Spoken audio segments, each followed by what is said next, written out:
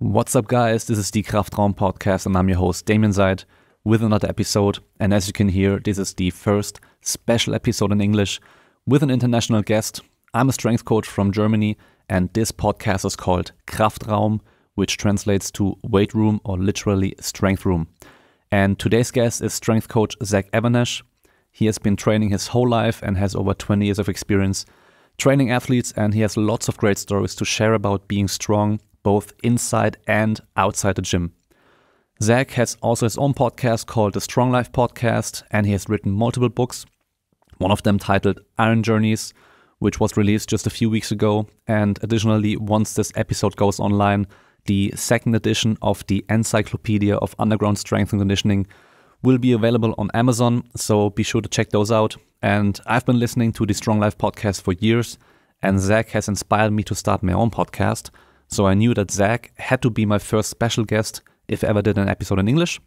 And I know you'll enjoy this episode, so please share it with a friend. Share it on Instagram and tag me at Damien Seid. This is Damien and Z-A-I-D.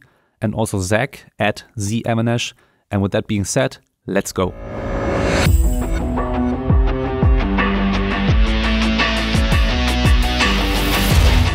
Yes. Wow. Nice. I haven't even finished yet. A lot of people finish it in 2 days. Yeah. The thing with your books and also your podcast is I know that I have to read them or listen to them when I know that I can train later, because I get so fired up listening to you or reading what you write. It pumps me up and then I want to train. Can't go to bed. Yeah, that's it. In the evening I can't read because then I want to train and I'm fired up and I have to sleep. It's great. Yeah, I guess this is one of your biggest strengths, just getting people fired up, and your passion just shows. I'm so passionate, and I got to tell you, it turns some people off. That's the tough thing.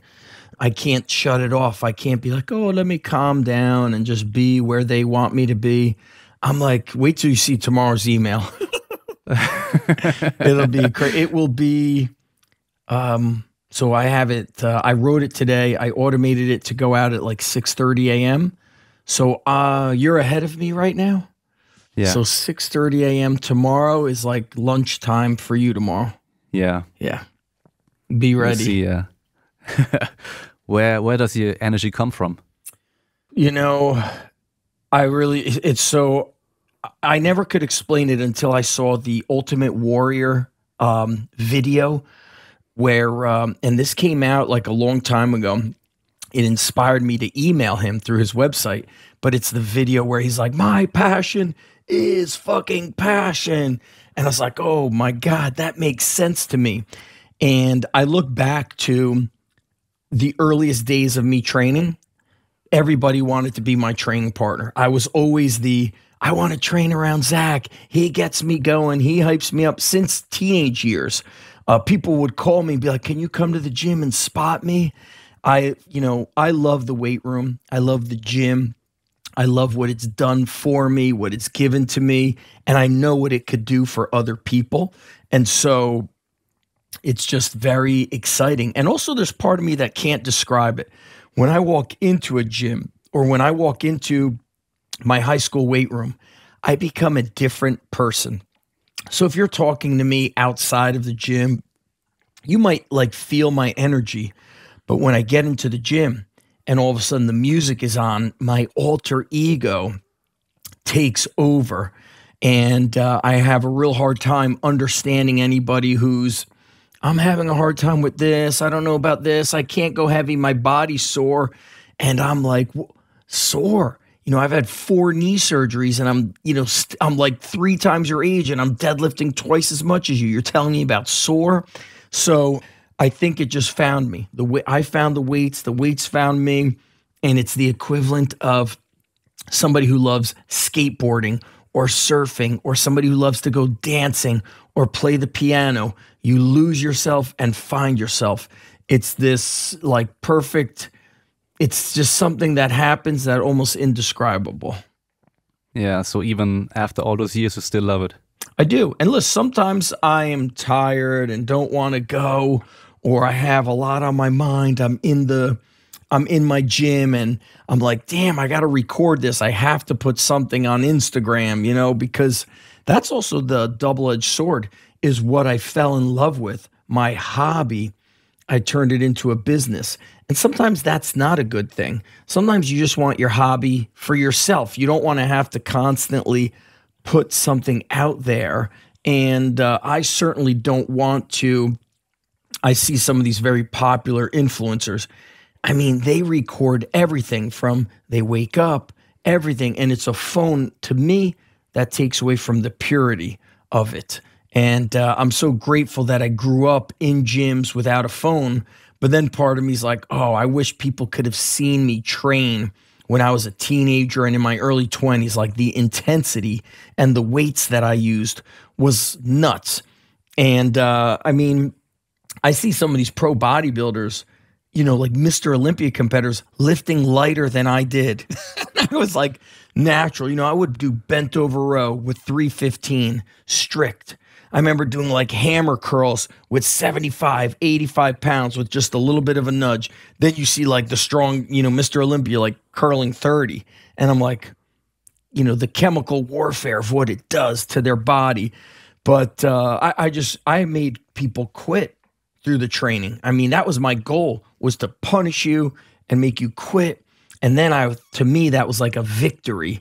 And, you know, looking back now, that was not a good way to train because it's very tough on the joints. It's very tough on the body, but I couldn't contain it. I could not tone down the intensity. So if you had seen me in my teens and 20s and you're like, hey man, I love how you train. I would love to train with you this week. I would say, okay, show up on this day when I'm training legs. Because I knew on leg day, I was going to destroy people. I knew I was going to take them into a pain cave, a pain zone so deep, so like, you know, that I would make them quit. Whereas when I felt pain, I like went into it. I leaned into it and like found joy in it. You know, I don't train like that anymore. I can't train like that anymore. But even now, my training's like pretty hard.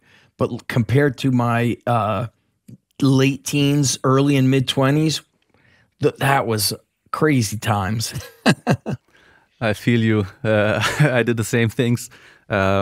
I'm a bit younger than you. I'm 35. Yes. But I also grew up in the area where we didn't have phones in the gym. Yeah. And I also always trained alone in my garage. Oh. So I had to hype myself up for the heavy sets. And yeah. Back then I still took videos because it was a time where we had these message boards and YouTube was just starting. And lots of people were just documenting their own training just for themselves on YouTube. Correct. And you could watch other guys also in their garage training and commenting on the progress. And you kept up with them like this. That's why I made my videos. But looking back, I was so crazy. I wasn't as strong. I wasn't that muscular. But for example, I did Smolov Junior, the squat program. And I was just hyping myself up. And for the last workout, I was pacing through my garage and just screaming and shouting music on full blast. Yeah. Filming myself and putting up the video just for myself and a few people watching. But it landed on some blogs and forums because look at this guy, he's going crazy. He finished Smolov, he progressed, and he's screaming like a madman. Oh. And I remember even Ben Bruno posted it in his weekly email newsletter with the best videos and stuff like this. Yeah. Back then, I was so proud. Ben Bruno was into heavy lifting. He did the heavy single leg squatting. Single leg, trap bar deadlift. And, you know, you saying that, Damien, I have a funny story. I can't remember what I was so mad at. Somebody must have, like, in the early days of me opening my gym, somebody maybe didn't pay or they lied to me or they quit. So I was like so mad. And I still have the curl bar. It was a big curl bar that could fit in the squat rack from Ivanko. And I bought it from Sornex. So I had seen Bert Soren and his dad doing like cheat curls. They were benching with the curl bar. It was this heavy duty bar. So I was curling and I wanted to curl 2 plates. And I remember like locking the door because I had finished coaching. So I would lift late at night. I would lift at 8 p.m., 8:30 p.m. I would lift till like 9:30, 10 p.m. I remember locking the door, blasting music, and there's no iPod. It was like CD player, and I was like cursing. And at the camera, I was like, "You fucking looking at me?" Dropping F-bombs, curling it. And, you know, I look back, I get a little older, more mature. I like look back and I, you know, unlist those videos. It was when I had started the underground strength show. So I think that exercise was, that YouTube video was called like Angry Curls or Angry Weightlifting. And I was like, you know, curling and throwing the weights and dropping F-bombs. But when I had anger, I would find myself taking it out on the weights. And so I recorded it. But at night, I would lock the door to the gym, like the movie A Bronx Tale, where he's like, now you just can't leave. I would lock myself in, and I would be like, all right, you're not going home until you deadlift 545 pounds. And I was like, I don't care if you have to sleep on the fucking floor and take a nap. Like, I wouldn't let myself go home until I did certain things, but I would lock the door. It was very hot in this garage, this warehouse, and the music would be blasting. And, you know, if like we shared this with like a psychologist, they would be like, oh, you've got all kinds of anger problems. And I saw somebody training today on Instagram doing this squat with all these forced reps and everything. He's like, there's more than what we do than what's just on the surface. Every step for a runner and every rep for a lifter and every round for a fighter helps let out the pain we have to deal with. So like we have internal struggle, internal pain, and training. You know, I've always said I call it iron therapy. And I have a lot of, you know, things I'm angry about, things I regret, things I wish I did better. And so it's like I'm still training to try to achieve something. And then, of course, there's that saying, if you're living in the past, you're angry. If you're living in the future, you're anxious. If you're living in the present, you are at peace with yourself.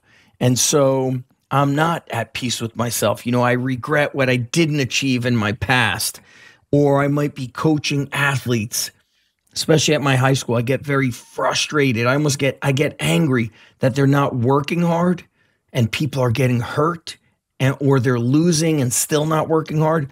So then I take it out on the weights. It's like I try to work harder to outwork these kids who should be doing the work.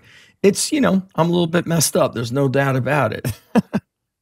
It's also maybe pride. Just, yes, as you always say, don't just talk about it, be about it. I take pride in working hard. I take pride in working hard for my family. You know, I wake up an hour before everybody in the house. And it's like I wake up, I feed the dogs. Then I'm, you know, cleaning up after the dogs. Then I'm making breakfast for the kids, a good breakfast. Then I make their lunch. I pack their lunch. Then I get to have my coffee or tea and do the work. And I don't need anybody saying, good job, Zach, good father, good dad.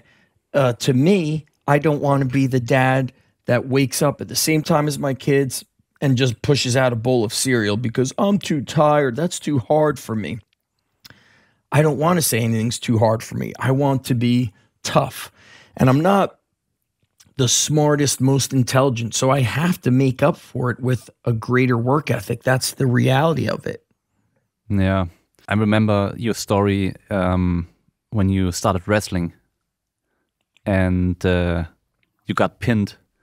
And then over the summer you started training and you said, I'm going to outwork everybody. Oh, yeah. And you didn't say, I'm going to pin everybody or win against anybody. I'm going to outwork anybody. Yeah. Because this is the only thing you can influence. You can't influence the outcome. You can only influence what you do. Yeah, I didn't really understand that, though. But I had came across a VHS tape called Competitor Supreme. It's an old VHS, so you could find it on YouTube. It's with Dan Gable, the great American wrestler. He actually won the Olympics in Munich in the 70s, 76, I think that was. And nobody scored upon him. And the day after he won, so he wins the Olympics, and the next day he's out running. He goes out running. Whereas like the other guys who maybe took bronze were like laying in bed feeling, oh, I took bronze. Dan Gable wins gold and he's running. And he had this philosophy of just, if you want to beat the competition, you must outwork them. And I think that was, I didn't understand how to do it in an intelligent way. And so I beat up my body by running too much and training the same way too much. If you're going to train a lot, you have to implement the conjugate method. So you vary the exercises so you don't get this repetitive overuse. You need to be great at recovery. You need to not do forced reps, drop sets, high intensity training, high volume training. So I didn't know that because there were mentors, but nobody really in the sports performance world at that time. There was bodybuilders and powerlifters, and we just had to learn from books and whatnot. And what's interesting, Damien, is I thought that because there's so much great information on the internet, like learning how to train, athletes would know how to train like an athlete.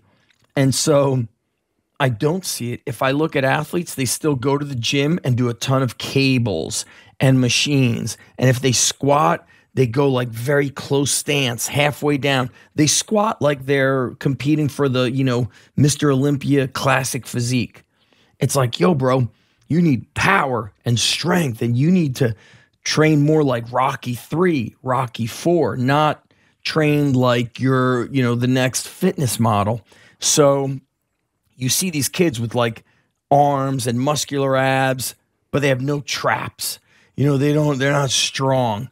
And you have to be strong. If you want to be an athlete, you got to be strong. And today, it's interesting how like kids, not all kids like to train. They want to be in the sport, but they don't care if they're not like lifting. You have to really love lifting.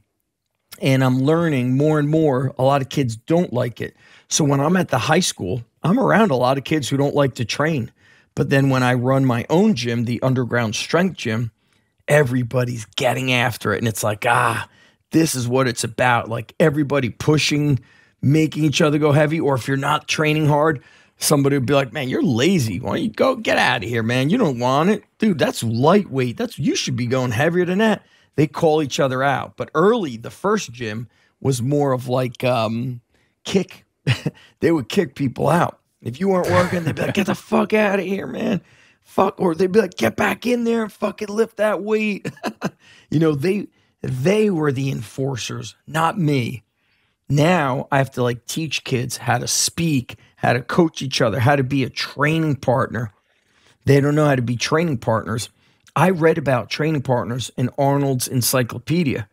He would talk about how great it was to have Franco as a training partner, and how he spoke about different gyms he trained at in Austria and Germany. He's like, some gyms were like hole in the wall dungeon and I had the best workouts. And then other gyms were just so fancy, but they sucked the energy out of me and I couldn't get a pump no matter how hard I tried. And I learned, atmosphere is so important. And that's why it's always been important to me at my own gym, because I grew up in so many gyms. So I learned, this gym didn't have good music, or you couldn't hear the music, and nobody was training hard, and there were 50 million rules of don't drop the weights, don't do this, don't do that. The best gyms had loud music and didn't really have much rules, minus clean up after yourself. And that's what I wanted to create for my own gym. I remember, it's now a long time ago, watching the Strong documentary from Joe DeFranco. Yes. And just seeing his videos were one of the first that I saw of like strength and conditioning style training. Yes. And just seeing the gym, the loud music blasting all the time, everybody getting hyped up and screaming, shouting at each other and pushing each other. And that's when I said, I want a gym like that. I want to roll up the garage door, pump the music, and then just have people getting after it. But man, it's really hard to realize it here in Germany.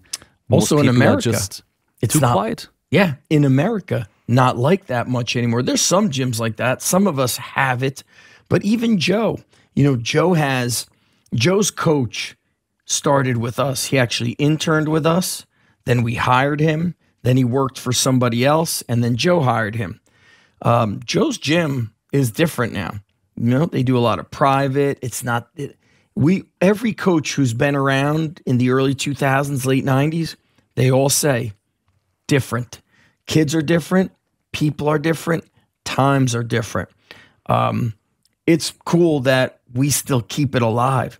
It's hard in the summertime. It's so hot in my gym. Sometimes I'm like, man, this shit's killing me. And then I'm like, oh, am I getting soft? What the hell's wrong with me?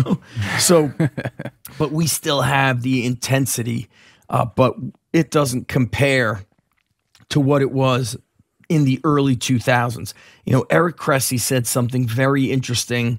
It was like a couple of years ago. He said, if there was a cage fight between the early days Cressy performance and current day Cressy performance, he's like, the early guys would show up early and do a leg workout, and then they would fight, whereas the current day guys would have their moms call and schedule the cage fight, and then before the cage fight, they would come in and foam roll and do their correctives. He's like, that's the difference between yesteryear and today. And I was like, dude, what a perfect, comparison. And that's, Eric in a place that's, a little bit more conservative than what Joe and I would do. But even he's saying the work ethic of the athletes in the early days. And I'm not sure if what the injury rates are in baseball, pre-2010 compared to now. But I know this. I've never seen so many injured athletes in my life. And whether it's training at the underground or here, I remember a kid got injured going skiing or snowboarding, and then the dad just canceled the membership altogether. When it's like, listen, why not come in, do sleds, do correctives, do upper body? We're just going to quit because we had a bad fall. Then I've got other kids coming in with a cast on their leg with crutches.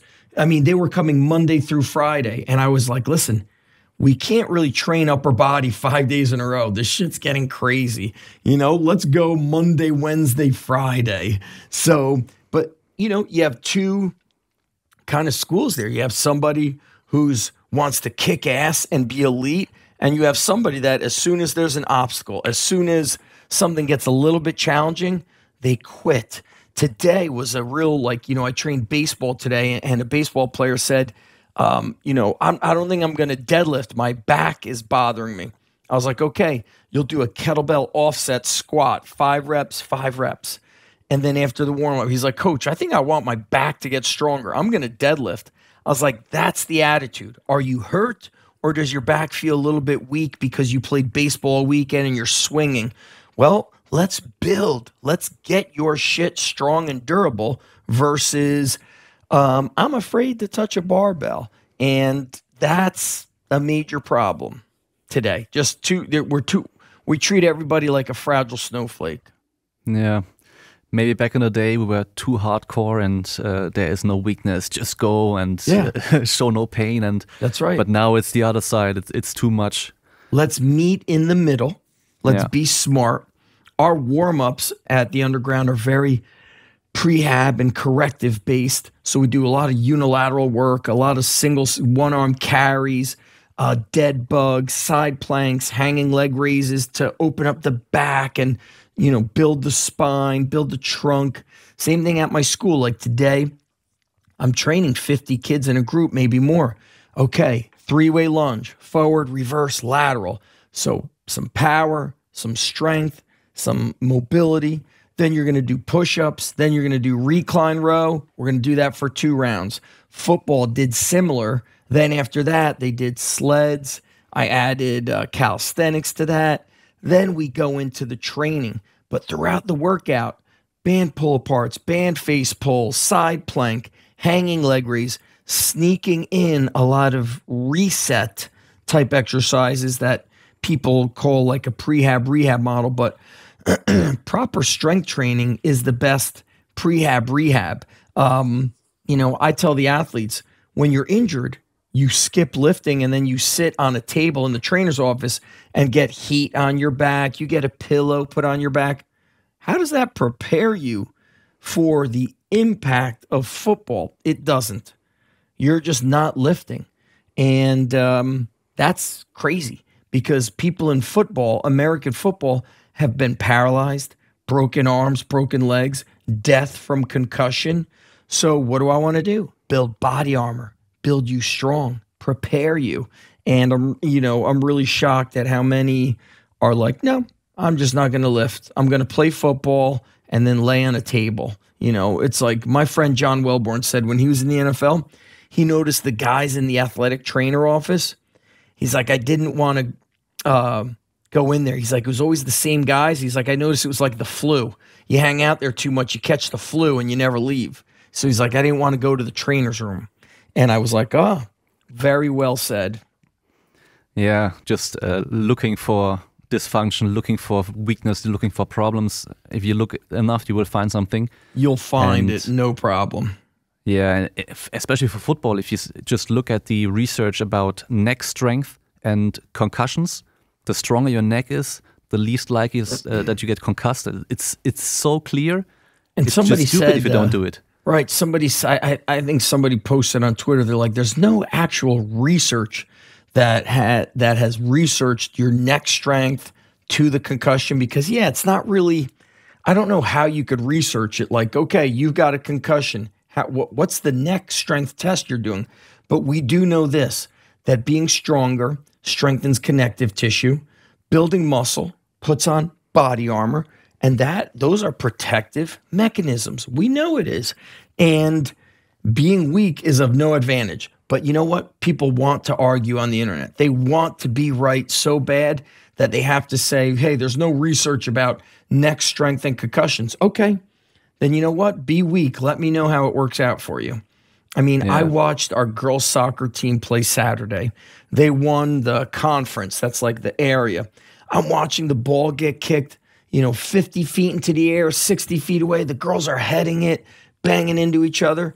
All I think about when I'm watching them play soccer is, we better get our traps strong, our trunk. We better get power, more strength, more power. I'm not thinking, we should be weaker. It'll help them. Who says that? Only an idiot. Yeah. Only an internet idiot. Mark Smelly Bell had a saying, strength is never weakness. That's my guy, Mark Smelly Bell. Yeah, strength is never weakness. Weakness is never a strength. Yeah, it's never better to be weaker.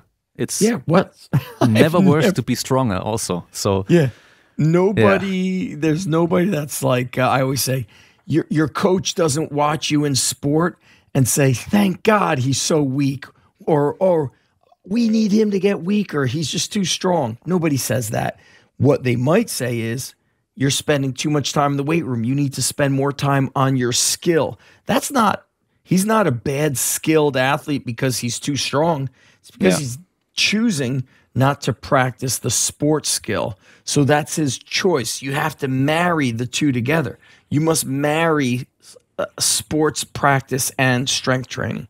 That's common sense, to be honest. Yeah.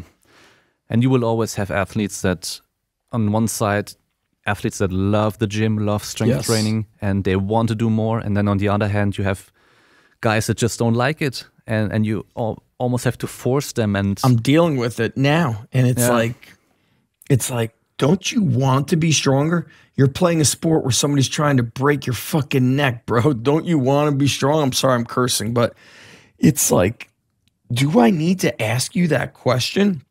And it's shocking when I see any athlete from any sport who's lazy and trying to do less. To me, that's like from that movie, I have it here, The Saddest Thing in Life is Wasted Talent. That's from that movie, A Bronx Tale. Wasting your talent. Like, you have a gift. I train a kid at my gym. I think he's 6'6". No basketball, no football, throws the shot put, trains for a month or two, disappears 2 months. Then one day he's like, He's like, how do I get better? How do I get better? Stronger. Oh, let's take a look at your attendance. Okay. You showed up 6 times across 6 weeks. 2 of those weeks you didn't show up at all. Like, you tell me, if you were the coach standing in front of a crowded room of athletes and you have to give them the secret to success, what would you say? Don't show up every other week, skip workouts, talk about it, don't be about it. What would you tell them? And they're like, I would tell them to show up. I would tell them to work hard. I would tell them to eat a lot of healthy food. I would tell them to try to get as strong as possible. I'm like, then you need to do it and stop. What is the secret? I've had kids do that. Hey, email me. I want to get my upper body better. What's a good upper body workout? It's here, and you're not showing up. The good upper body workout is the one you keep skipping, okay? And you eat like shit, so you look like shit. I guess I've been doing it for so long, I'm starting to just go for their throat and tell them the truth, because I think when you skirt around the truth, you're not helping anybody. And I tell the kids, why are you getting upset? I'm telling you to work harder. I'm telling you to squat lower. I'm telling you to do more than 2 reps. I'm telling you because I'm trying to get you better. And if you were my son or my daughter, I'd tell you the same thing. I'm not treating you bad. And in the weight room, there's no special treatment. We are all the same in the weight room. Doesn't matter the religion, the color of the skin, the car we drive, how much money is in the bank. 200 pounds is always 200 pounds, baby. Let's go. Yeah. Yeah, the special exercises, special workouts. I always say there's nothing new under the sun. I'm special, Damien. Give me special programming. My friend, I just spoke to him, coached in the NFL. He's training some youth athletes, ages 8 to 10. And he said, one of the dads is just asking he's going to play baseball. We got to talk about baseball training. Your son is 8. What specific do you know why? He needs arm care. Can your son do a push-up, 10 push-ups? Can he climb the monkey bars? That's going to be an 8-year-old's arm care program right there, not some special shit. And that's a problem. I don't know. I think with my attitude, I belong either training fighters. I'm sure there's lazy fighters too, but I'm best suited working in the private, at the underground strength gym. Because if you're not doing the work, I tell it to you. If you suck and you're not showing up and you're wasting your parents' money, I'm calling your parents and I'm telling them that we're taking a break for a year, maybe 6 months. And then if you want to come back, you can. If not, you don't have to. But I'm not letting you waste somebody's money, and I'm not letting you bring down the energy of the group. You're here to get yourself better, get everybody else better. If you can't or don't want to, then you're out. That's it. I have a high standard, and I want everybody to work elite, control your effort. So lazy people, to me, that's like a cancer. I got to cut it out right away. Yeah, it spreads too fast. And also, if you have a kid that's supposedly training at your place and doing it for 1 or 2 years and telling other people, and he isn't getting better, isn't getting stronger, isn't progressing, then it's bad marketing for you also. They're like, you train at the underground? You don't even look like you lift. You look like a slob. You're wearing I used to not sell our shirts. You had to earn it. You had to put in the time. That was, just different times. Nobody could buy it. That was cool. I need to get back to those days. Yeah. Earn it, baby. Earn it, yeah. The same as in the Strong documentary with the music. The strongest guy in the room gets to pick the music. Yeah, there was a sign. I used to go to Joe's place every 3 months. And there was a little Wasn't it the 300-pound bench press minimum? It was bench 315, squat 405, play on ESPN, ? Don't touch the radio, next set. Now, everybody's on ESPN, 7-year-old baseball players are on ESPN. But I thought that was great. Yeah, you had to be strong. That why are you, you're worrying about the music. You don't bench a lot. You're not strong. That was great. Yeah. It's perfect, Joe. As long as it's loud, then it's good enough. And, Joe and I agree. every time he moved the gym, it just lost this little intensity. And him and I did a business seminar together 2-3 years ago. And he's like, if I did this all over again in the era we're in, I wouldn't hire a coach as my first employee. I'd hire a cameraman to follow me around everywhere. I said, oh, Joey D, you break my heart to say that, because that's where we're at. We have to show everybody what we're doing, show you my breakfast. You don't want to learn? You don't want to learn training? You want to know my breakfast? You want to see me driving in the car? And so it's like, I don't know what people are interested in. I had a kid at the high school a little over a year ago. He saw me on the video with Joey Satmary, and Joey has a big following. And this kid was like, I was really surprised to see you in this video. I've got a lot of respect for Joe. And then he mentioned Dr. Mike Israetel, and he's mentioning these big names. And this kid looks like he doesn't lift at all. Although the previous year, when he was on one of the sport teams, I remember telling him when he was dumbbell squatting, I was like, put your feet wider, squat wider. He's like, my hips don't work that way.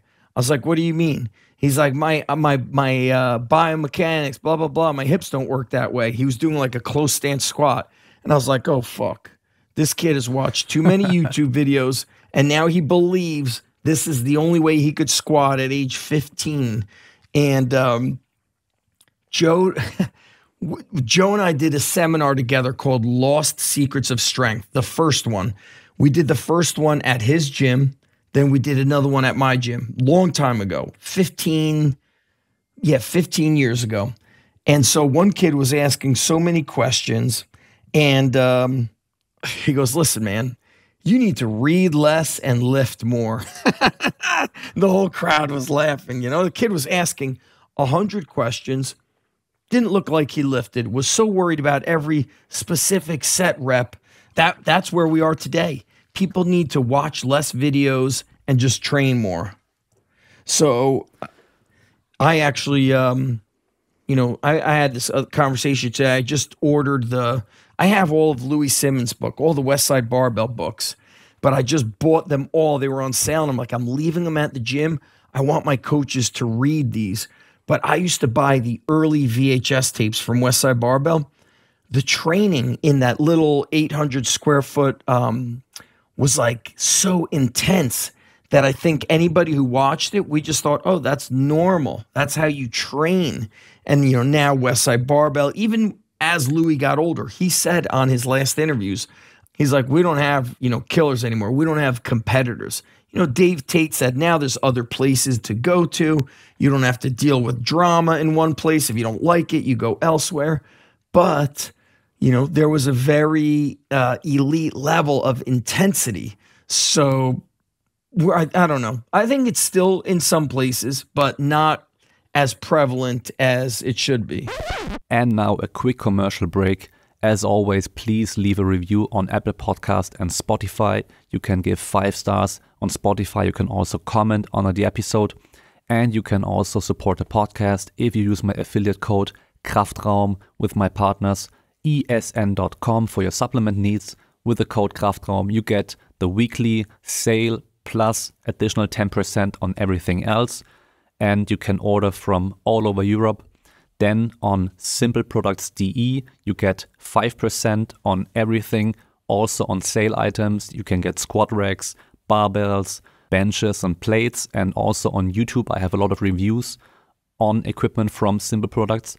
And you can order from all over Europe. And lastly, we have sbarrel.com. There you can get 10% on pants, especially made for muscular people with big quads, big glutes, but small waists. And there you get 10%. And you can order worldwide. You can also find all the information in the show notes. And now let's continue with the episode. Yeah, maybe this is also a problem with the internet, because I remember when I started getting interested in training, I could buy some books, and on the internet it was really hard to find some information. So there was like Tenation, there was bodybuilding.com, there was Elite FTS, where I saw you for the first time. Yes. And then there were some blogs from like Eric Cressy, Mike Robertson, Tony Gentlecore, all those people. Yeah, Tony But even then, you had to find the stuff and then filter the stuff, and it was pretty hard to find the good stuff. And nowadays, there is so much more good information, but also so much more bad information. And it's just too much. So if I go on the internet, I see good coaches, I see good research, I see good informational posts and stuff, but it's my bubble. If some complete newcomer goes on the internet, he will see such crap, and it's really hard to find the good stuff probably as well. The new people come across stuff like Rich Piana or Sam Sulek. Everybody talking about Sam Sulek. So what? He's on a lot of steroids, just like a lot of guys are. And he's jacked, just like a lot of guys are. It doesn't but that's who they come across. And then, but they, I always say, look at my videos, 200 views, 400 views. It's pathetic. The best information just doesn't get pushed out. Or think about this. I don't know, last year on Twitter, I came across, I forget Jeff Cavalier, Athlete X. And I know Jeff. I'm not his buddy or anything, but I've known him for a long time. Great guy, great coach. But he was talking about jumping rope on Twitter. And so was Andrew Huberman. And they were talking about jumping rope like they just found, Jesus Christ. Or they found the Raiders of the Lost Ark with Jesus Christ. I was like, yo, are we talking about jumping rope, the thing I've taught to 6-year-olds, since forever? They're like, making this big deal out of jumping rope. Even when CrossFit came up and people had to do double unders, and they were training and talking about technique and stuff, and I was thinking, my God, I did this as a little kid in school. Yes. Jumping rope, it was a regular thing that everybody could do in my school. I don't know, the standard is just so low nowadays. The standard is low, and then we take some sort of basic concept and make it so complicated. Somebody will have a seminar and all they'll talk about is, I don't know, carrying. I don't even know, how they just. I think people just like bullshit, man. I don't know what the hell's actually going on in this world, Damien. I don't friggin' know, man. I know I don't fit in.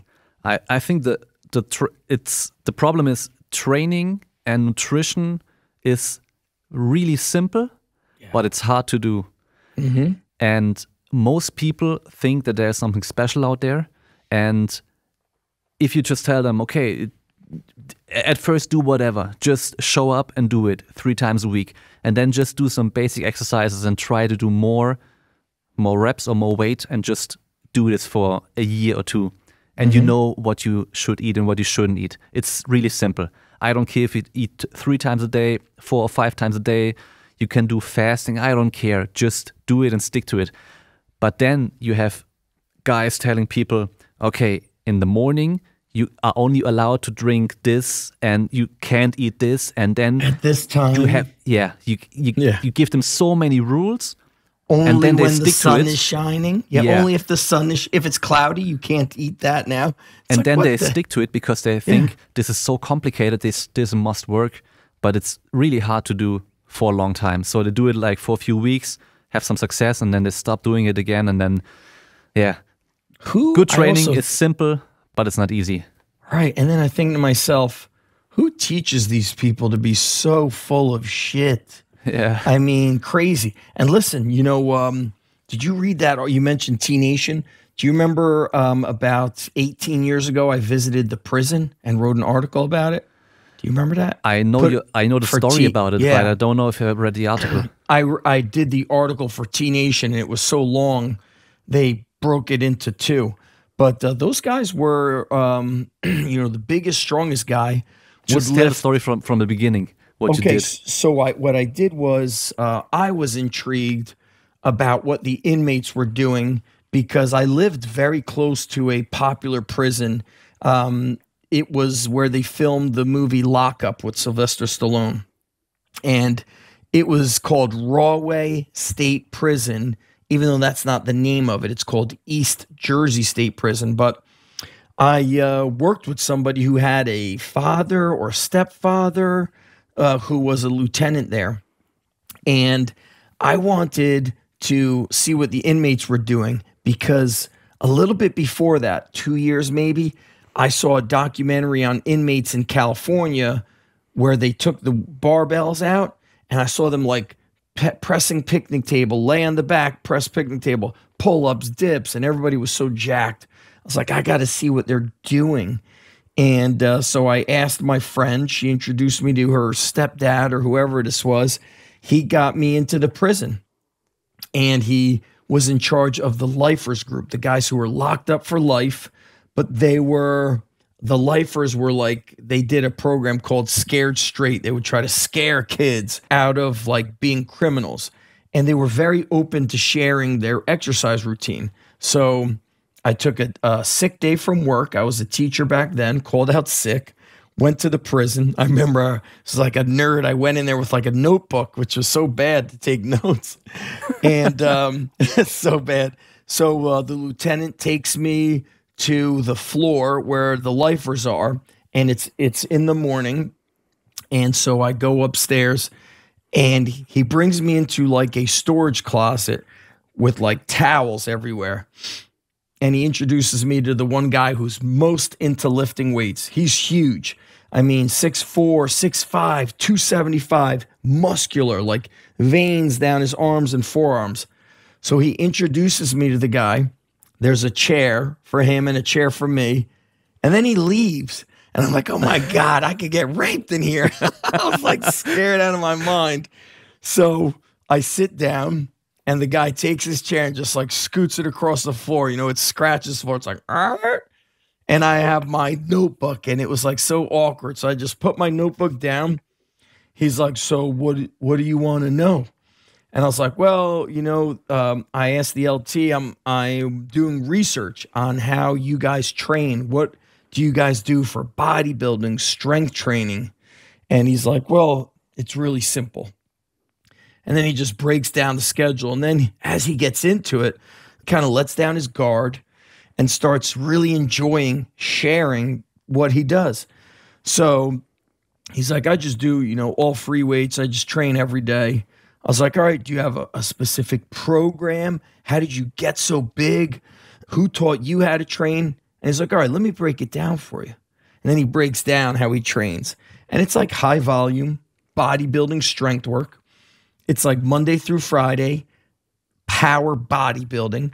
Saturday, 100 reps of every calisthenics exercise. Sunday's the only day off. But he knew exactly how much weight he would lift. So like when he would mention the bench press, he's like, I work up to 405 and I do 5 reps. You know, when I do seated dumbbell curls, I curl the 100-pound dumbbells for, you know, he would give a specific number, 12 reps each arm. You know, so I'd be like, all right, do you go heavier ever? It's like, no, that's just what I do. He knew everything he did. But it's interesting, when he did barbell work, everything was for sets of like 3 to 6 or just 5s. When he did dumbbell work, everything was like an 8 or a 10 or a 12. Calisthenics, 100 reps. He knew everything. And I remember asking the lieutenant, like after with him for like an hour, he's like, all right, now I'm going to bring you to this other section where these other guys, he's like, these guys used to be on the prison boxing team. So that prison back in the day had a powerlifting team, boxing team. So the first guy was part of the powerlifting team. That was from the 70s and the 80s. Then the guys who did the boxing, they had a different training style. You know, they trained like you hear boxers did in the 70s and 80s. Calisthenics, light weights, running, jumping rope. They told me how Sylvester Stallone came and had the 400-meter track built for them. He paid for it. They were very into it, the whole sharing. And, you know, what was the hardest thing for me was, man, they committed a crime when they were with some other kids at like age 14, 15, 16, and that's it. Now they're in jail for the rest of their life. And that was a long time ago. That article may have been written in 2006. So that's like 18 years ago. So those guys now could be like if they were in their late 40s, early 50s, they could be 60 to 70 years old now. Yeah, it's crazy to hear how they train, because even if you look at the old school strongman training that Hackenschmidt and all those people did, they trained the same way. They already knew how to train. I mean, yes, we know more now than back then, but there's nothing new in the sun. It's still the same training. Yeah, I have that book here. You know, The Way to Live was written in like 1908, then 1912. So that means it's public domain. You could copy it, add your own element to it. And so I did that back in the day. So this is my original one. Still got like coffee stains on it. But I wrote this in 2007. Called it Russian Line Fitness. But I loved that book because, or I loved this book because it was simple. He would do like one exercise, sometimes two exercises. His warm-up would be a lot of calisthenics. And then he might Is this the one where he talks about handstands also? Yeah. Okay. Yeah, he may have been. I'd have to reread it. But he would practice his strength training. So he would clean and jerk for an hour, 2 hours, but just one exercise. So I remember when I read it, I was like, oh man, I'll do 30 sets of squats. I'll do 30 sets of floor press, but I'll just do 30 sets of 2. Or I'll do a dumbbell clean and jerk, 10 sets of 1. And I remember getting very strong. I was able to do a dumbbell snatch or a dumbbell clean and press with a 130-pound dumbbell. Pretty easy. I don't want to say easy, but I didn't grind the reps. I was pretty strong. It was because I did high sets, low reps, and that was a great way to get strong. Unfortunately, that doesn't work for athletes today because they practice their sport so much that like they get beat up from any kind of volume of work. So you have to do these like balanced programs, and you also have to appease their emotions and their boredom. Marty Gallagher said to me, he's like, I don't train those people. I work with pros. I work with people who are Navy SEALs and powerlifters who squat over 1,000 pounds. And I have to remind him, like, Marty, that's not the norm. We're not all training Navy SEALs. Or, I have a friend that trains a lot of pro athletes. He's like, we don't lift heavy. We don't squat or deadlift. And then I got to remind him, I'm like, but you're training professional football players. They're freaks. We're training high school kids and college kids. They need strength training. So people get so caught up in what this small percent of the population does. And now they think everybody can benefit like that. And it's like, yo, bro, these kids should squat. They're getting tackled and their spine is so weak. They need to load the spine. They need to put a bar on their back. So I'm very careful of like blanket statement. Everybody should do this. Nobody should do that. I do believe even, there's some blanket statements like everybody should focus on strength. I'm almost 48. I feel good when I lift heavier weights. Like, I'm not saying it's heavier than you or somebody else, but for me, I like doing sets of 3 to 5 to 6. My body feels strong. When I do light pump-up work and nothing heavy, I don't feel like I can knock somebody out. I don't feel that power. You need to lift heavy. So when I see a football player, American football player, shying away from a heavy squat or deadlift, but they'll bench heavy, I tell them, no, bro, your bench should not exceed your squat and deadlift. So get on that weight, get on that bar, and pick that fucking thing up. Get with it. And they're like, oh, my back, my this. You play football. They're trying to hurt your back. I'm trying to get you to strengthen your back. So, baseball players in America, they'll do, I'm stretching. Bro, you stretch too much. Build it, stabilize it. So we're in a weird place. I don't think it's ever going to go back to be strong, be powerful, put in the work. I hope one day hard work is the new, I hope hard work is cool again. Maybe I don't know. We may see it someday. Like you said, Damien, we're in our bubble. We think Yeah. it's normal. Then we're around other people, and then you're like, oh, you don't like to work hard? You don't like that? You don't like to feel alive? They're like, no.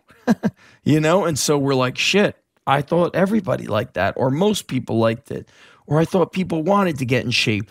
So what we can do, I'm a dad. I just want to impact my kids so they grow up to be strong in the mind, strong in the body.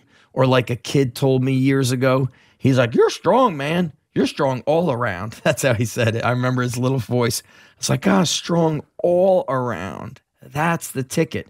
Can I do a lot of things and be strong? Or am I only strong in this one perfect area, Yeah, it's the same for me. I also have kids now, and my biggest son is in kindergarten, and he understands already that training makes you stronger, and being strong is good, and he trains push-ups, he can do chin-ups, everything. He's 5 years old, and all his other friends, they can do it.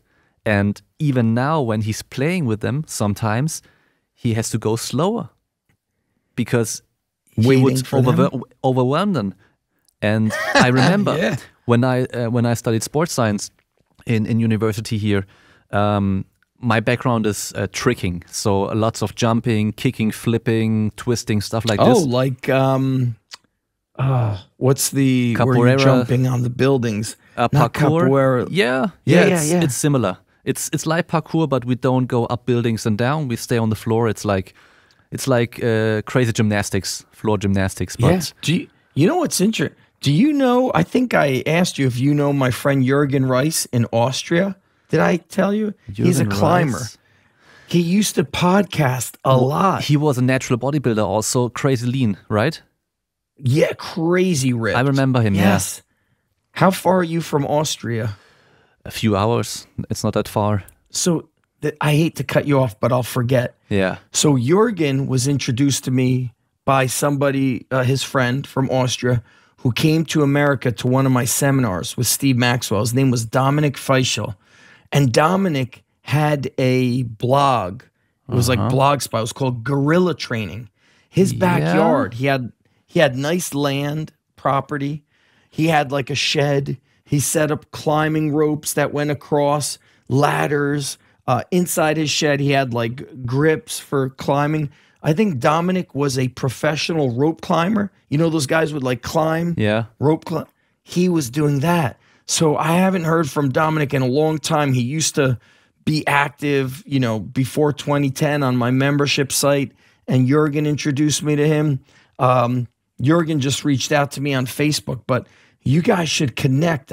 They were so awesome. I wish I would speak to them more, and I lost touch with Dominic.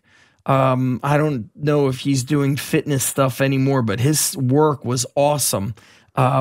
I remember it was called like Guerrilla Training. Yeah. There was so many people back then that just stopped doing online stuff. They just stopped. Like Ross Inate, for example. I know. I just have looked him all his up. books here, and his blog and his forum was so great, and he had such good information online. And he hates the internet. I spoke with him through email a year or two ago.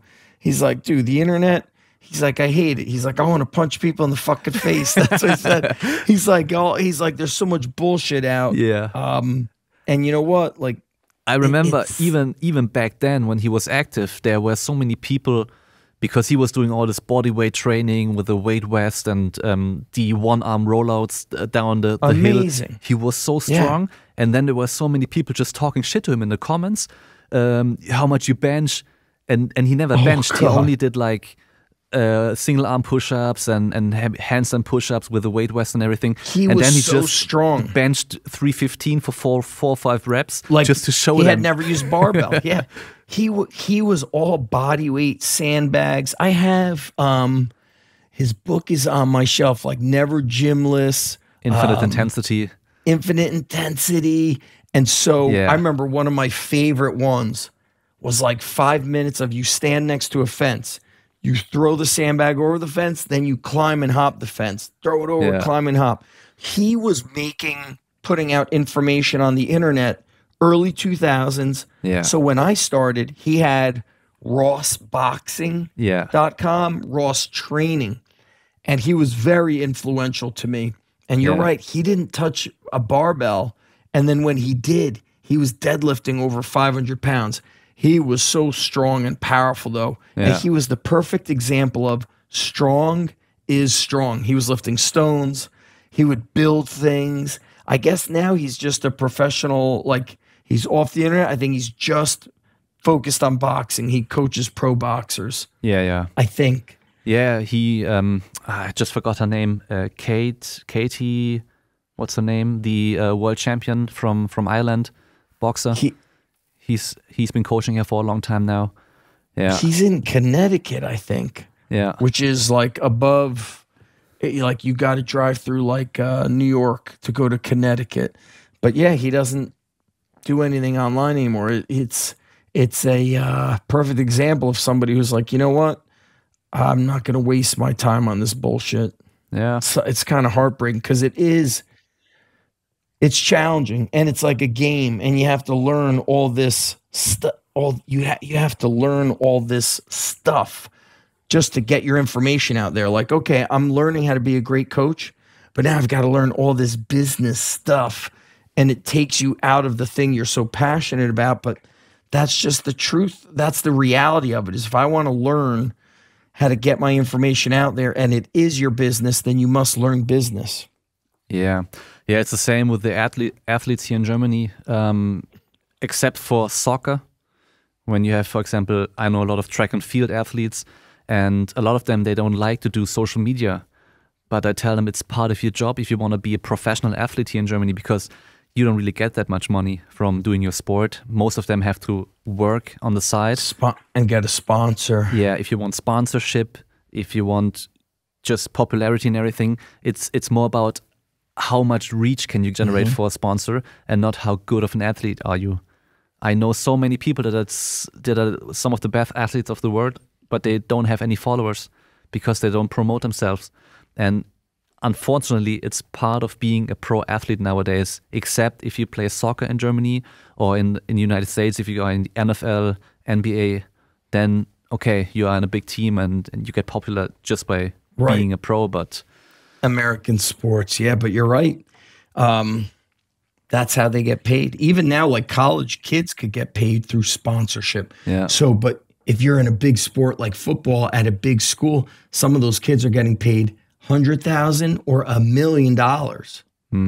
Pretty crazy. And then you have, athletes who are better than them, not making any money because they're not, like you said, learning the social media. It's called the attention economy. Are you getting people's attention?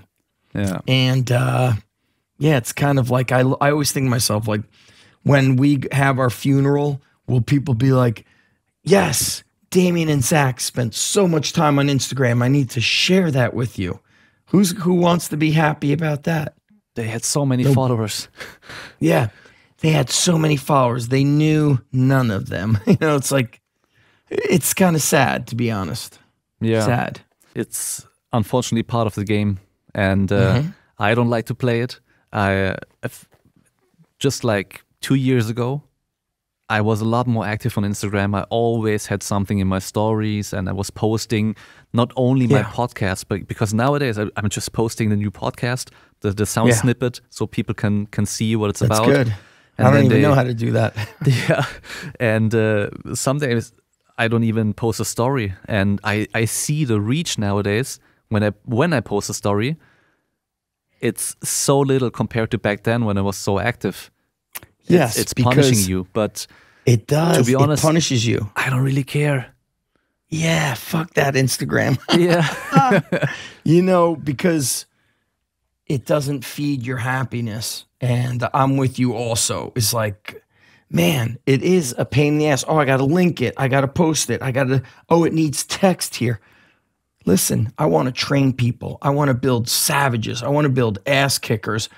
Let me train those people. I don't want to, like today I was training. I was like, fuck, I got to bring my phone in to the gym. I got to make sure I record a set of squats. I haven't recorded a training video for like 2 weeks. I've only recorded me talking, so much bullshit. At the end of the day, I don't know what people care about. And I remember in the early 2000s, like, what am I going to do? Am I going to go online only with the business, or am I going to run a gym? And I remember when I made the decision, I remember saying to myself, I know how to train athletes. I could build badasses. I'm like, I can't figure out this internet thing. So I'm opening a gym because I know I could do this. And so I opened the gym, and it's funny. It's like the gym makes more money for me than the online business. And I spend a lot of time trying to do the online stuff. And it's like, sometimes you don't understand. Like, I have a program on Train Heroic. We have like 100 to 120 members. Other people have 1,000, 2,000, 3,000. I'm like, why? What? I don't even know how or why. They're just more popular. Yeah. More better looking, more ripped, those things. So it's like, so they have, instead of 100, they have 3,000 members. I don't even understand it. But I know that my training is better. It's just a different crowd and a different message. And that's it. I think, that saying, comparison is the thief of joy. So I have to be very careful now. Oh, he's doing that. She's doing this. I don't know what people are really doing. I got to just focus on what I can do, what I could control. Yeah, because if you don't and you see, okay, he's doing Instagram lives all the time, he's doing podcasts, and they are doing YouTube and you could also do all this, or you could focus on one or two things and do them really, really good and stand out. Yeah. And have more fun doing it. Yeah. Truth. I like sending my morning emails. I like to do that. Yeah. It's good. Do you remember when you started doing your podcast? Why? Yeah. I remember because I think it was becoming this thing. Okay. I saw other people doing it. So I was like, man, how do I grow the business? How do I get the message out there? And I didn't have the audio. So the podcast started as just a video cast. But it was like, all right, I've already been doing so many videos. I had already done well over 1,000 videos. I was one of the earliest. You know what's funny is, like, when I started blogging and posting my underground strength show, if you Googled how to build muscle or how to get strong, I was on the first page of Google. Yeah. That shows you how little information was on the internet. Now, forget it. I'll be like page 50,000,003. So why did I do it? Was I noticed that I understand this. Like, you can't just do what you like, okay? You have to do, what do the people want? And as the smartphone, the iPhone, became popular, people began consuming content on the go versus sit behind a computer, watch a video. And now they listen to podcasts. Even me, I don't read as many books at all like I used to. Probably because I'm so tired when I lay down, I'm just destroyed. But I used to read every night. I still try to read my 2 pages a night, but sometimes I lay down, I must fall asleep in like 20 seconds. Yeah. I pass out. Yeah. People consume small pieces of content on the go. Yeah, I remember back then there weren't many people around doing podcasts and videos and blogs and stuff. And I'm looking back, I'm really happy that I found your podcast, that I found, okay, Joe DeFranco was pretty popular, but then I also found Ross Inate, and from, I don't know if it was your recommendation in some podcast or blog, but pretty early I started reading Dinosaur Training from Brooks Kubik. And this was such a great book, super simple tools, but great training. And because before that, just like you, and probably everybody back then, I was reading Flex magazine, Muscle and Fitness, and looking at some pro bodybuilding videos and stuff. So just like you also did back then, doing the bodybuilding training, and then this door opened to a whole nother world of strength training. And I was always fascinated. Okay, being muscular and bigger, okay, because I was always a skinny guy, but I was always a fan of Bruce Lee. And he wasn't the biggest guy, but he was super strong, super fast. And I always liked being the guy that people looked at and thought, he's not good, he's not strong, he can't do anything. And then surprising people being much stronger than I looked. And that's why I was probably always fascinated with the strongman stuff and dinosaur training and Ross's stuff and your stuff, because it's just functional. Yeah, I shared the story a lot of times, but when I first opened my gym a couple months into it, somebody came to the gym and gave me a bag of VHS tapes of Dr. Ken Leisner and Brooks Kubik, and he gave me Brooks in the early 2000s had a physical newsletter, and it was called like Dinosaur Training Monthly or something like that. And so everything is like, you're going to do the dinosaur cardio. You're going to take your sandbag and walk up and down the stairs of your basement, 30 times. Or, people would write in and he would, copy their question and he would respond. And people would be like, hi, Mr. Kubik, this is Damien. I did my dino cardio and I took my anvil and I carried it over my head around the entire neighborhood. Everything was like dinosaur strength. Dinosaur. It was such a cool, us versus them. Yeah. Thick bar training. Everything was like 1 to 5 reps. Everything was about being strong, and you couldn't help but be inspired by that type of stance that he took of like, this is what it's about. It was very cool. My friend actually said, he's like, that's what made you popular in the early days. He's like, because the underground strength was like stones and tires and sandbags, and you were like anti-pretty boy. He's like, now you got smart, so you're like, oh, everything works, this works. He's like, so because you're not very black and white, you're kind of gray, he's like, that doesn't pull people from one side to the next. I was like, yeah, I got too smart, that's the problem. Yeah. I used to teach classes for personal training, and it's in Germany. It's a system with license. You get a license by doing a course. It's just like four weekends, and I used to do it. That's good. I always told them, if you want to be successful as a personal trainer, you have to have a niche very specific, and it isn't about giving the best training advice, because the best training advice would be, okay, we can do almost anything, especially if it goes pretty broad. What do you like the most? What is fun? Just do some basic strength training. It doesn't really matter if you can do barbells, we can do dumbbells, we can do machines, calisthenics. It doesn't really matter.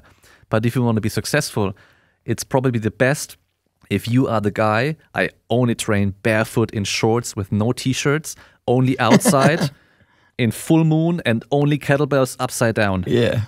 Because if you are that guy, there will be like 20 people who want exactly that, and they will only find you, and you will sell them everything. The secret. They want this secret from the guy who trains upside down. Yeah. Yeah, it's funny. Like my friend John Welborn was making fun of that. He's like, come on. He's like, what the fuck? He's like, this guy's a barefoot runner. This guy is like, whatever, a bulldog and barbell. And he's like, how many of these monikers do we need to come up with? Like strong by science, but you're only training in your basement and you could dunk a basketball. He's like, listen, show me 50 guys that you trained who couldn't dunk and now they could dunk. He's like, then I'll believe you. He's like, the fitness industry is so full of bullshit. And I was like, yeah, he's just, it's perfectly said. It's what is shocking people. Yeah. Everybody has to shock somebody. And, on Twitter, it's like all these shock statements. I'm like, listen, you're demonstrating all these crazy exercises when we're struggling to get high school kids to do 20 push-ups, 5 pull-ups, and show up 3 days a week and make a homemade breakfast. And you're telling me about your one-legged rotational med ball throw? Like, that's not really what we need. Yeah. Yeah. The elite need it, not the majority. Yeah, and usually the elite are so gifted they can do whatever they want. They will be elite anyway. That's right. They could do the bodybuilding, and they're already explosive, and they could do backflips no matter what. Yeah. But you're doing bodybuilding, yet you could barely do 5 pull-ups. All right, we need to do better. Or you're doing bodybuilding, body part splits, and you're a senior in high school. You're 17 or 18, and you can't deadlift 185 pounds. That's not good. Yeah. You're weak. And then you have kids showing you videos of some pro athlete doing some fancy exercises, and they want to do it like them. And then I tell them, okay, listen, this guy is good in spite of his training that he's doing. He could be doing nothing. He would be just as good. Usain Bolt could never train. He would always run faster than me, no matter what I do. He's a freak. Yeah. And then there's, of course, kids that work and become great. There's a kid in our kind of area. I don't train him. I just know of him. He won a very prestigious wrestling tournament over the weekend. He won it the year before.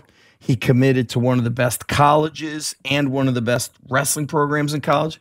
But the dad was like, this has been going on for years. He's like, I hired this coach to teach him this. I hired this coach to teach him that. He's been working out, 7 days a week for 10 plus years. And that's what nobody wants to look at is, he didn't just do this for a few weeks or months. It's the culmination of over a decade. It's the kid's entire life has been training. And look, some people don't want that. That's fine. You don't have to want it. Don't hate on it. But the point being is it was a lot of work. It was a decade of work to win that one tournament. That's the truth. A decade of work. There's no overnight success. No such thing. And then you have all those people complaining about, I want to be this, I want to be that, I want to do this, I want to do that, but they don't do anything for it. Yes, you want to do it, but are you willing to do all this work behind the scenes to make it happen? Like at my school for the football team, at the banquet at the end of the year, one kid gets a hammer. Mm-hmm. This year it might be 2 kids. One kid gets a hammer. It's the War Hammer because our team is the War Eagles. And so many kids are like, I'm going to get that hammer. And I said to them, how? You don't show up. Or when you're there, you skip sets. Or when you're there, I'm chasing you around. And you're being delusional. I'd be lying to you. You could call me a jerk, but I'm lying to you if you think that's going to happen. You want that hammer? You must outwork everybody. You must challenge people. You must hold other people accountable. You must be a leader amongst leaders to earn that hammer. Yeah. Talking about coaching, because you were training yourself all the time, and was it just that you wanted to share it that brought it to coaching, that you said, I want to coach athletes? Or was it, because in my case, it was, I always liked sharing what I know, but I quickly realized that I made so many mistakes in my training for all those years that I did, and that I regret also with my knowledge that I have now. I would have done much, much better, but I can give my knowledge to the next generation. And that's like the biggest thing that brought me to coaching. Yeah, my friend said this. My friend Craig Fitzgerald, strength coach in NFL. He said, for some people, coaching's a job. You show up, you get paid, you're done. He's like, not us. It's a calling. Like, you want to share this information. You want it to change their life. When I got into the strength coaching was after I tore my ACL. I was so mad at all the mistakes and injuries I had. I was like, man. And I was, at the time when I tore my ACL, I was big and strong. I mean, people thought I weighed like 250. I weighed like 225, 228, but I was friggin' strong. It's like, how do I tear my ACL? I tore my shoulder. I broke my nose. I already had a knee surgery. Now I tore my ACL. I'm like, I got to find out the best ways to train wrestlers and fighters, and I'm going to share it with the world because I was mad. Like you said, I regret, and then you just want to help somebody not go through it. And maybe that was because I had the teaching background, that I felt this like need to serve. And yeah, it's something that you just, it's in you. I think some people, if I won the lottery, I would probably still train somebody once, twice a week. Maybe I would tell them, you're going to train with me, versus me showing up. Train with me. We're going to deadlift. We're going to sprint. We're going to throw med balls. We're going to just I'm going to be around people to get them better. Yeah. Yeah, I always said that if I won the lottery and I wouldn't have to worry about money anymore, I would do it like, I think Mark Smelly-Bell has the same, his gym, Super Training. Back when he opened it, it was free. But not everybody has been free. Is it still free? Not everybody can train there. It's right. like now, they have like a schedule. Okay. Here's when you could come. And I don't think Mark is training anybody. But I when Mark was still competing in powerlifting, I was in California, and he was inside. They had like a 1,500 square feet, and they were in a massive gym. This gym was awesome. It had an indoor, outdoor. And Mark would train with the groups. He was powerlifting. Now, other guys work in. But even Dave Tate's told me what's very interesting is his, the compound at Elite FTS is free. Yeah. He's like, people will show up on a Sunday and squat with headphones on and not help anybody else. And he's like, he's like, I can't believe he couldn't believe he saw it. Like, he grew up in Westside Barbell. So before you trained, you had to help a group. You had to show up and unload weights, work the monolift. You had to be a great training partner. People don't understand that. I mean, I can't, if you told me, come to my gym, I would not be there to train first. I'd be like, all right, let me help you with this group. Tell me who to work with. Tell me who to coach. Tell me who to spot. I would never go there and just do my thing and leave and be a taker. And that's what problem with a lot of people is they're takers. They don't give a shit about anybody. I don't know where they learn that. That's a very, I don't like that at all. Yeah, and especially by training alone, it's so hard to get better.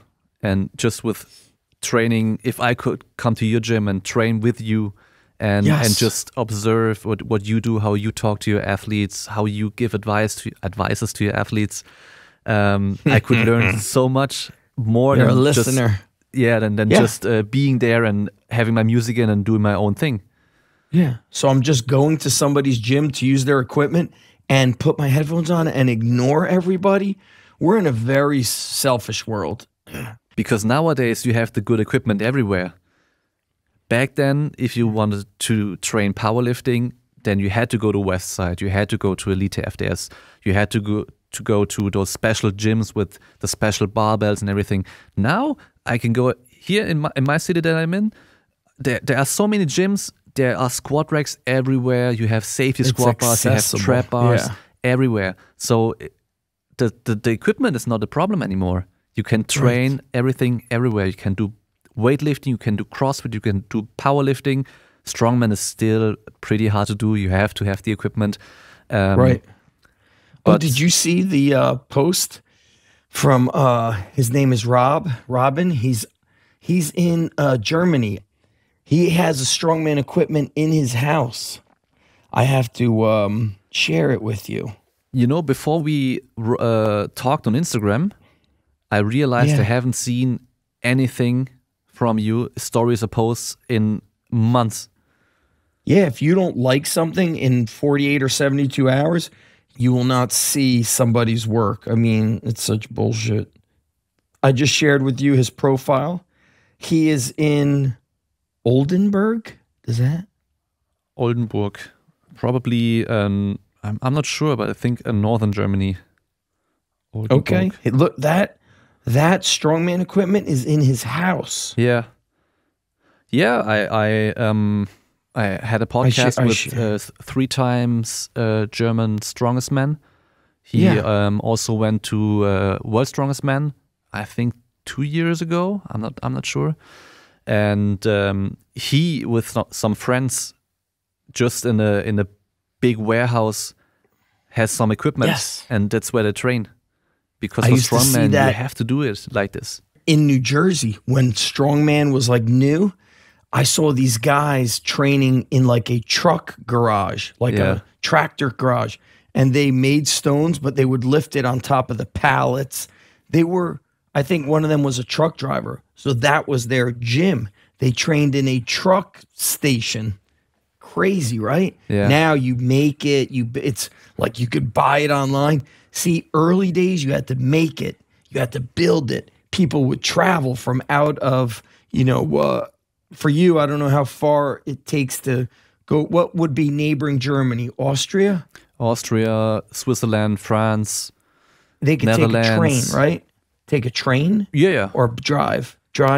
In New Jersey, people would drive from Pennsylvania, Connecticut, New York. People would drive 1 hour, 2 hours to train with people. Yeah. Made you hungry, made you like really, okay, I'm driving tomorrow. I got to pack my food, organized. Now different times, it's different. Not as passion. I don't know.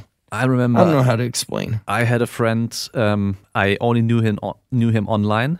It was when we both just started training for powerlifting, and we were doing those videos online and just watching the other videos and stuff like this. And we just said, okay, let's train together. And between Christmas and New Year's, he came down from all the way of northern Germany all the way to the south, where I'm from. I think it's 7 hours, 8 hours by car. He took his girlfriend. It was like a little vacation. He stayed at my place with my girlfriend, and we just left the girls together in the evening and just went in my garage downstairs. I only had a small squat rack, 2 barbells, a bench, and dumbbells. That was everything that I had. But we trained like for 2.5 hours, just sharing stuff, because he never used the belt before, for example. And I lent him my belt and told him how to use it and stuff. And he PR'd on his squats. And we just trained for 2.5, 3 hours. And I remember in the end, we did croc rows as heavy as we could for as many reps as we could. And the next day I woke up and I slept with my elbow bent. I couldn't straighten my elbow anymore. When you read research about muscle soreness, and they say soreness can last up to 10 days. Right. And you think in the real world, we only have like 2 or 3 days of soreness. Yeah. This was like the real destruction. And I couldn't extend my elbow for like That's 3 days. funny. It was so painful. I just overdid it. Yeah, that reminds me, when my friend and I first flipped tires, we went to this tire yard, and the tires were not wide, so you couldn't get your chest under it. So we did it wrong. We kind of like got up to it and we would like flip it, but you'd end up doing a lot of bicep action. Very dangerous. But I remember the next day, 2 days, 3 days later, I like call my friend. I'm like, dude, it hurts to like hold the steering wheel. Can you straighten out your arms? He's like, I can't fucking straighten out my arms, but I love it. When we couldn't flip, we were struggling to flip the tires. And I remember the guy watching us was smoking a cigarette, laughing. And then he throws his cigarette down and goes up and rips through the tire. And we looked at each other. We were like, oh my God, our training got us looking jacked, but we're not really strong. This guy's been working at the tire yard since he was a teenager. He was like a 30-something-year-old man, older than us. He's throwing tire. Dude, he was strong. And his like hands and forearms were just, he looked like he could really like hurt somebody if he punched them. But I'd never forget, like, our arms were killing us. And then this guy smoking cigarette, laughing at us, flips the tire like 8 times that we barely could do 1. We were like, oh, we're doing it all wrong. That's what made me really think about, we have to train more than the barbell. Yeah, and also if you think about what people are talking nowadays, too much volume and recovery and don't do too much. And then you think about all those people that have like working jobs where you have to work physically 8 hours, 10 hours every day, and they don't rest, and they eat like just a sandwich and drink beer and smoke. And I saw those guys as a kid. Those guys came to the gym. Yeah. They'd show up at the gym with work boots, jeans, flannels. They were lifting concrete, cement blocks, sandbags all day. Then they came and lifted weights, and those guys were strong. They bench a lot, curl a lot. They were strong dudes. Yeah, I remember when I started training, I did all the fancy bodybuilding stuff, like 5-day split and everything, and pumping and everything. And I wasn't strong in the beginning. I was super weak and skinny. And then I got stronger. I did my squats, I did my deadlifts, bench press, and everything. And I thought that I was strong now. And then after school, I just finished school, and I started in summer holidays. I started my first like proper job where I had to work like 5 days a week, and it was just in a big supermarket where you can buy drinks, just like big packs of water bottles and stuff like this. And we have that. It's called Costco here. Yeah, so it's just a giant supermarket, and then there's warehouse. An extra warehouse just for drinks. And in Germany, a lot of drinks. beer, cases of beer. Oh, yeah. And they bring the bottles back, the empty bottles. Yeah. So. Yeah, like I guess it's like a recycler. Yeah. Yeah. And they had the first automatic machine which is to put a bottle in, and in the end you get a receipt for all the bottles that you put in, and then you can go to the cashier and get the money back. And on the back is just a big pile of bottles, and I had to sort them and then stack all those big boxes with the bottles in them. Also put out the fresh bottles and everything, and it was my first like real job, and I did it like 8.5 hours a day, 5-6 days a week. And sometimes I had the morning shift, sometimes I had the late shift. And I remember sometimes late shift I came home at 9:30 or 10 in the evening. At night, I ate, and then I went down in the garage to train at midnight. Yeah, the energy when you're young. I was so passionate. I had to do it. I couldn't skip. But then I thought I was strong, and after a few weeks of working there, my shoulders were so sore from always stacking those boxes. Oh yeah, yeah. When I went shopping, my bags I couldn't hold them properly. My shoulders were just hanging down because I was so sore. I had no strength left.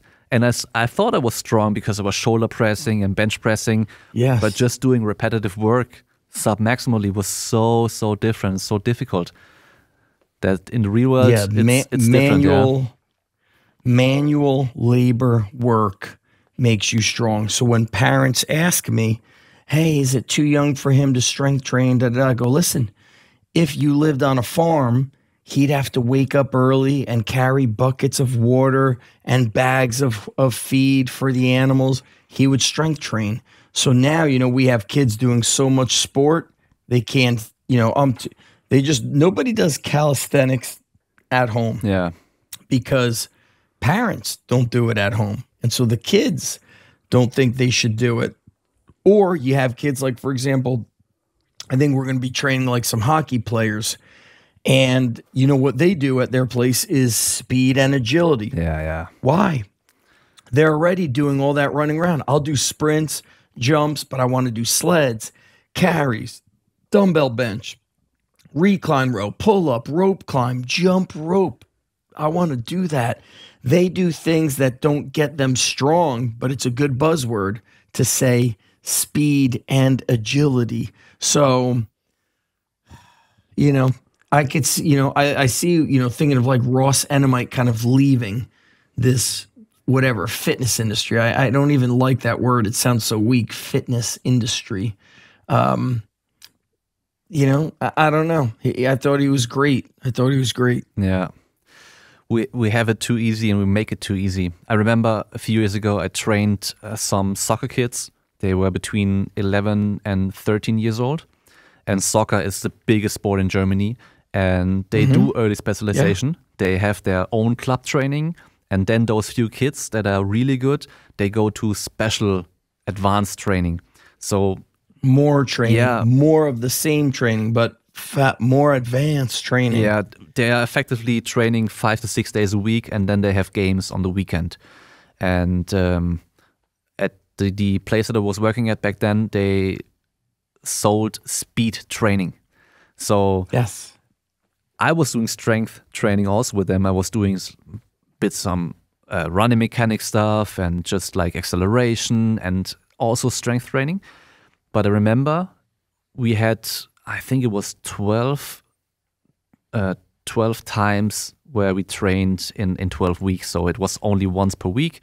And then it was over after 12 times. And there were 2 days where the parents could watch. And I remember thinking when the parents took their kids home, every parent was carrying the sports bag of the kid. Yeah. And I was thinking, why why don't I'm a dad. they let them carry their stuff themselves? Because we're trying to baby our own kids. I would love to also like compare injuries to youth soccer players in Germany to America. I wonder what the difference would be, because we also in America do specialization in all those sports. You know, kids will play it. Soccer is right now outside, then in the winter, indoors, springtime, outdoors, summertime, preparing for the fall. This, you know, it's year round.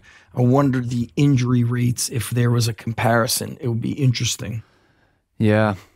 I just know that there are even like kids 7, 8, 9 years old, they are already complaining about pain here and there. And I think back in my time when I was small, I never had pain anywhere. That's right. Never. I trained a basketball player age 11, maybe 12. He broke his foot while jumping rope. What? And the father was like, how does this happen? Yeah. I said, all right, I'm going to break it down for you. Your son, I can't remember if he was 11 or 12. It happened probably more than 10 years ago, 13 years ago. I said, okay, your son's 12 years old. He plays basketball. What other sports does he play? No other sport. When did he start playing basketball? Age 7. Okay, 5 years. How many, when he plays basketball in the winter, then he plays AAU in the spring through the fall. He gets a month off. So I go, for the past 5 years, for 11 months, he's running, jumping, sprinting with no other sport, and it's just the same repetitive motion. So his body demanded a rest, and because you don't give him a rest, his body found a way to create the rest by breaking. Yeah. And now he could rest. And back then he probably wore those jump soles. You remember those? Yeah, I remember that.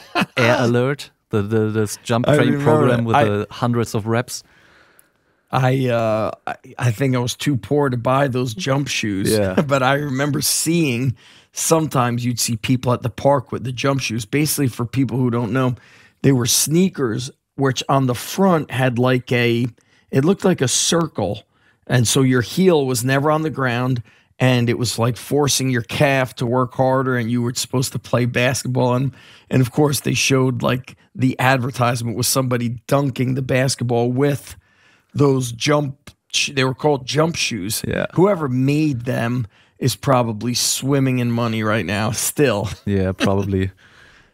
They should bring them back. Everybody would buy, you know, anything that's bullshit people want.